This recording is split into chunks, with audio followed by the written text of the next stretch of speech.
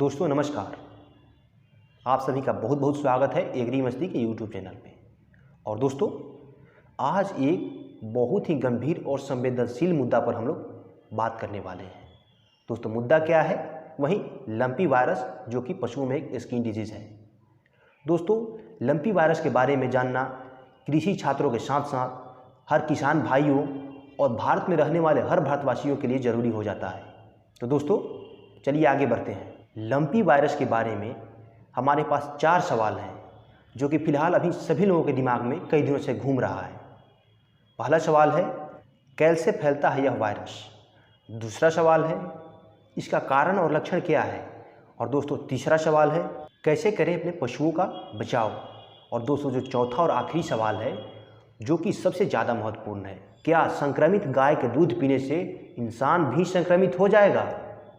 दोस्तों आज की इस वीडियो में हम लोग इन चारों सवाल के जवाब बड़े शानदार रूप से जानने वाले हैं, तो आप लोग वीडियो में अंत तक बने रहिएगा। और हाँ दोस्तों, अगर आप लोग चाहते हैं कि आपको इसी तरह के वीडियो इंटरटेनमेंट के साथ मिले तो आप लोग मुझे फेसबुक पेज पर फॉलो करना बिल्कुल ना भूलें।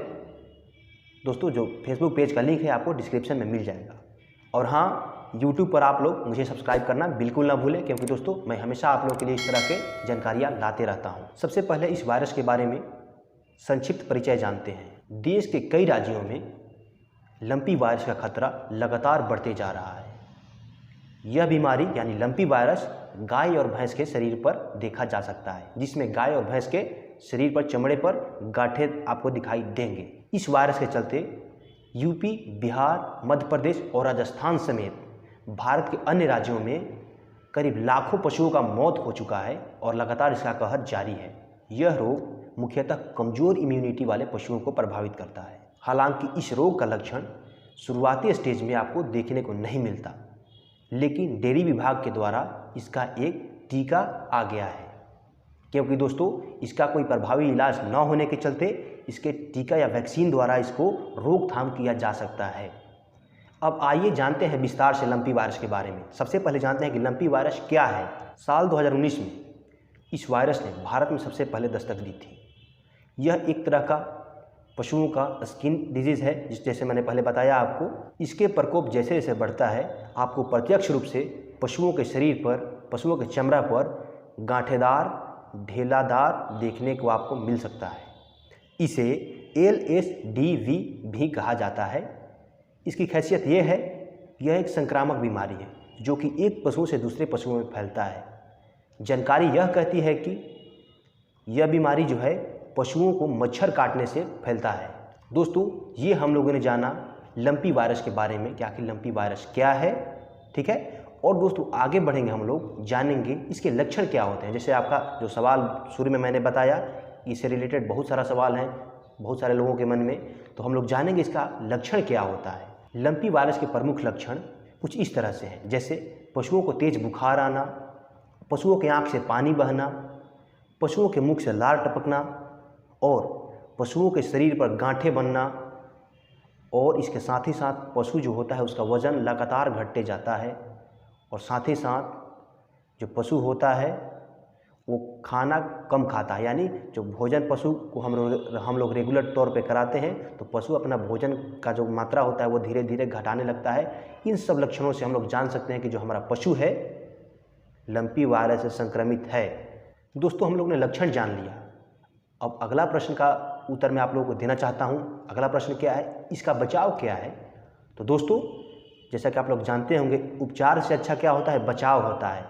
तो सबसे पहले हम लोग को इसके बचाव के बारे में जानना जरूरी है। तो आइए जानते हैं इसका बचाव क्या होता है। लंपी वायरस से संक्रमित पशुओं को अन्य स्वस्थ पशुओं से अलग रखें, यह आपका बचाव का पहला उपाय है, ठीक है। और आगे है, अगर आपके पशुओं के शरीर पर मच्छर, मक्खी, जुएं इत्यादि हैं तो आप लोग उसे कृपया करके मार दें। यह आपका दूसरा उपाय हो गया बचाव का। और दोस्तों तीसरा उपाय ये है कि अगर आपका पशु by the way lumpy virus से संक्रमण के चलते मर जाता है तो उसके शव को यानी उसके लाश को खुला न छोड़ें। और दोस्तों आपका चौथा उपाय सुनना बहुत ज़रूरी हो जाता है, क्योंकि दोस्तों आप अपने पशुशाला में अगर आपको लगता है कि हमारे पशुशाला में बहुत ज़्यादा गंदगी हो गई है, बहुत ज़्यादा मच्छर, मक्खियाँ, चूहे इत्यादि उत्पन्न हो रहे हैं, तो आप अपने पशुशाला में कीटाणुनाशक दवाइयों के साथ साथ अन्य जीवनाशी का यूज़ करें, ताकि आपके पशुशाला में जीवाणु, कीटाणु उत्पन्न न होने पाए और साथ ही साथ जो भी छोटे छोटे जीव होते हैं, मच्छर, मक्खी, वो भी उत्पन्न न होने पाए। अतः आपका पशु बच सकता है। और दोस्तों, इन सभी के बीच सोचिए आप लोग, जो मैंने आपको उपाय बताया, ये उपाय पशुपालक खुद से करेंगे, लेकिन जरा आप सोचिए कि इसके प्रति सरकार कितना स्ट्रिक्ट है। सरकार क्या कर रही है लंपी वायरस से बचाव के लिए? क्या सरकार के द्वारा दिया गया लाभ किसानों तक पहुंच रहा है, या सिर्फ किसानों के नाम पर जो फंड आता है, जो पैसा दिया जाता है, वो अफसरों के पास ही रह जाता है? जरा आप सोचिए। अभी आप देखे होंगे कि भारत में बहुत सारा नए नए मुद्दे बनाया जा रहा है। कोई चीता का मुद्दा है। अब मैं नाम नहीं लेना चाहूँगा, कितना घटिया मुद्दे को यहाँ पे उछाला जाता है। लेकिन बताइए, भारत का संस्कृति, भारत का परंपरा कहता है गौ हमारी माता है, लेकिन ना मीडिया इसके ऊपर फोकस कर रहा है, ना सरकार इसके ऊपर फोकस कर रही है। तो आप लोग भी इसके बारे में सोचिए कि सिर्फ सरकार बदलने से कुछ नहीं होगा, व्यवस्था बदलनी चाहिए। व्यवस्था, सरकारें आती जाती रहेंगी। भारत का इतिहास बहुत पुराना है। खैर छोड़िए, मैं इतिहास में क्यों जाऊं, चलिए अपने टॉपिक पर लौटते हैं और आपको बताते हैं इसके बारे में अगला स्टेप। और दोस्तों, जो अगला स्टेप मैं बताने वाला हूं, वो बहुत ज़्यादा इम्पोर्टेंट हो जाता है हर पशुपालक के लिए। सवाल क्या है? सवाल ये है कि क्या लंपी वायरस से संक्रमित पशु के दूध पीने से मनुष्य यानी आदमी भी संक्रमित हो जाएगा? तो दोस्तों, इसके बारे में विस्तार से जानते हैं, तो आप लोग वीडियो में अंत तक बने रहिए और बारीकी से समझते रहिए। अभी तक यानी फिलहाल लंपी वायरस का पशुओं से मनुष्यों में फैलने का कोई ऐसा मामला सामने नहीं आया है। लेकिन अगर आप दूध का सेवन करते हैं तो आपको कुछ सावधानियां जरूर बरतनी होगी। मैं आपको बताता हूं कि वो कौन सी सावधानी है। अरविंद वर्मा के मुताबिक, अगर आप गाय या भैंस का दूध का सेवन करते हैं तो आप उसके दूध को अच्छी तरह से उबालें, ताकि उसमें पाया जाने वाला सभी हानिकारक वायरस, बैक्टीरिया अच्छी तरह से नष्ट हो जाए। क्योंकि दोस्तों, अगर बैक्टीरिया, वायरस नष्ट हो जाएगा तो चूँकि ये भी तो एक वायरस ही है, तो नष्ट हो जाएगा तो आपको संक्रमण का बिल्कुल खतरा नहीं रहेगा। वैसे तो इस पर वैज्ञानिक रिसर्च चल रहा है, बहुत सारे देशों का वैज्ञानिक भारत समेत बहुत दिनों से इस पर रिसर्च कर रहे हैं।